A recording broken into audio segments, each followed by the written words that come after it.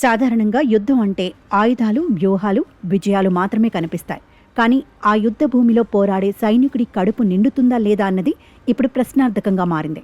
ప్రపంచంలోని అత్యంత శక్తివంతమైనదిగా పేరుగాంచిన అమెరికా సైన్యం ఇప్పుడు ఆహార కొరతతో అల్లాడిపోతోందట. పశ్చిమాసియాలో విధుల్లో ఉన్న సైనికులకు కనీసం ఆహారం అందటం లేదని, వారు ఆకలితో పోరాడుతున్నారని అంతర్జాతీయ మీడియా కథనాలు వెల్లడిస్తున్నాయి. ప్రస్తుతం ఇది నెట్టింట చర్చనీయాంశంగా మారింది.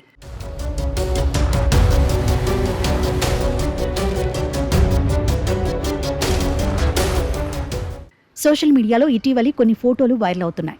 ప్లేట్లో 2 పలచటి చపాతీలు, కొన్ని ఉడికించిన క్యారెట్ ముక్కలు, కొద్దిగా మాంసం.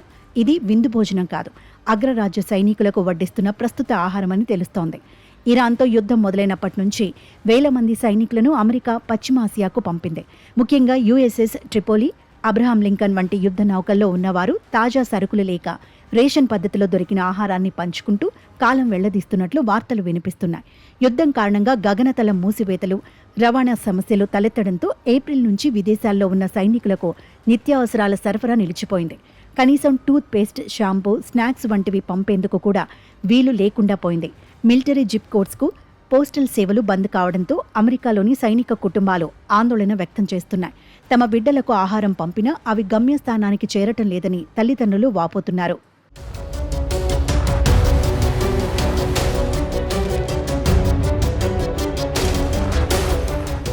కేవలం ఆహారమే కాదు, యుద్ధ నౌకల్లో సౌకర్యాలు లేమి కూడా సైనికులను వేధిస్తోంది. విమాన వాహక నౌక జెరాల్డ్ ఆర్ ఫోర్డ్లో జరిగిన అగ్ని ప్రమాదం వల్ల సిబ్బంది విషవాయువులు పీల్చి అస్వస్థతకు గురయ్యారు. అంతేకాకుండా సరైన నిర్వహణ లేకపోవటం వల్ల నౌకలోని మరుగుదొడ్లు పనిచేయకపోవడంతో సుమారు 4500 మంది సిబ్బంది తీవ్ర ఇబ్బందులు పడ్డారు.